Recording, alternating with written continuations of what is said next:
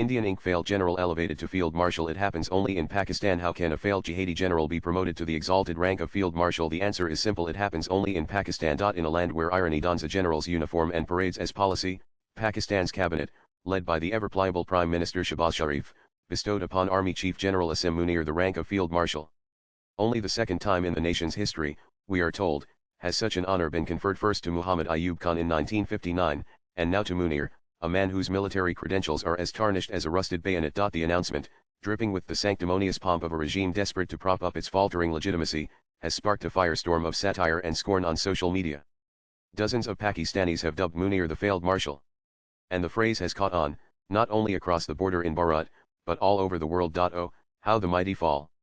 And then, apparently, promote themselves. The whole episode might seem laughable. And it should. Because every tin pot general in Pakistan is also a somewhat of a clown. Either himself a bit of a joker, like Pervez Musharraf, or the butt of innumerable jokes, as with Zia-ul-Haq. But these jokers are, at another level, treacherous, diabolical, and deadly. So one wonders whom the joke is on. In this case, the victim is clearly the people of Pakistan. Behind the FAA of this farce is oft-missed but seriously massive benefit. The person who could easily be charged for crimes against humanity now, by virtue of this highest military honor, has made himself exempt from all punishments and penalties as long as he is alive. The government's rationale for this elevation is as impudent as it is absurd. General Munir, we are told, earned his stars for his role in the grandly named Operation Bunyan-ul-Marsus, or Solid Wall of Lead, Pakistan's name for what Bharat termed Operation Sindoor. This, from the Pakistani side, was nothing but a military misadventure. Pakistan's armed forces crumbled before India's precision strikes. In a mere 10 days, the narrative of valor was spun into a field marshal's baton, despite the Pakistani military's spectacular drubbing. Indian forces, with surgical efficiency, neutralized Pakistani drones and unmanned aerial vehicles, while reports, gleefully amplified on X, indicate that Pakistani air bases were reduced to smoldering rubble. Yet, in Islamabad's parallel universe, where defeat is merely a prelude to decoration, Munir's promotion is hailed as a triumph of leadership.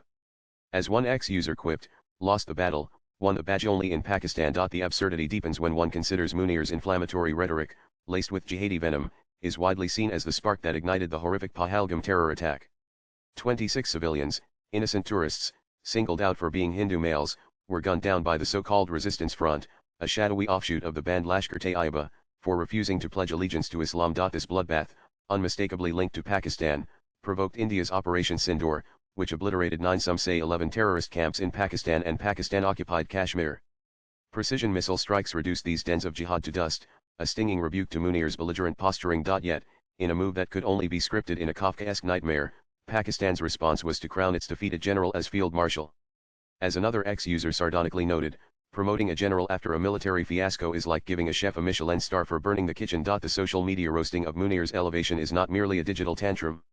Rather, it reflects a profound disconnect between Pakistan's ruling elite and its people. Failed marshal trends not because of idle trolling but because it captures a truth too glaring to ignore. Munir's promotion is a self-congratulatory act built on falsehoods, a desperate attempt to varnish a tainted military image. This brings us to the broader malaise: the sanctification of jihad within Pakistan's military ethos. Lieutenant General Ahmed Sharif, the army's spokesperson, recently declared with unabashed pride that jihad and Islam are not only beliefs but also part of our training. The army's motto, he crowed, and the very naming of Operation Bunyan-ul-Marsus, with its Quranic allusions, reflect this fusion of faith and fanaticism. Such statements, coupled with scrutiny over General Sharif's alleged family ties to extremist networks, only deepen the suspicion that Pakistan's military is less a national institution and more a crucible for Islamist zealotry.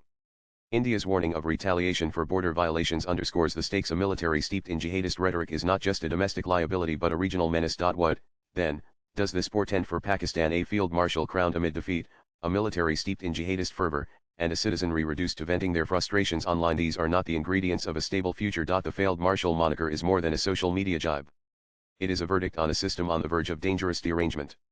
It would be a mistake, however, to dismiss this elevation of the failed marshal merely as a tragicomic chapter in Pakistan's ongoing saga of self-delusion. Swipe left for next video. The promotion of General Munir is not just a mockery of truth or even a symptom of a state in thrall to its own myths.